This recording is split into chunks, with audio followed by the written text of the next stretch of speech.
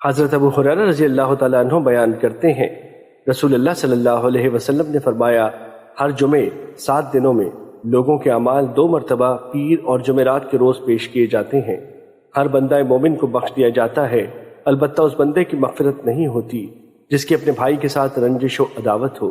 کہا جاتا ہے ان دونوں کو چھوڑ دو حتیٰ کہ وہ عداوت سے رجوع کر لیں۔ مشکوٰۃ المصابیح حدیث نمبر 5030۔ حضرت ام کلثوم بن عقبہ بن ابی مقیت رضی اللہ تعالیٰ عنہ بیان کرتی ہیں، میں نے رسول اللہ صلی اللہ علیہ وسلم کو فرماتے ہوئے سنا، لوگوں کے درمیان صلح کرانے والا شخص جھوٹا نہیں، وہ دونوں سے خیر و بھلائی کی بات کرتا ہے اور دونوں کو خیر و بھلائی کی بات پہنچاتا ہے۔ امام مسلم نے یہ اضافہ نقل کیا ہے۔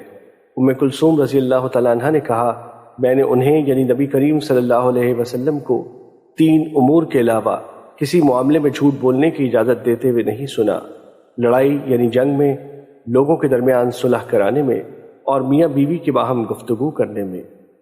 مشکوٰۃ المصابیح حدیث نمبر 5031۔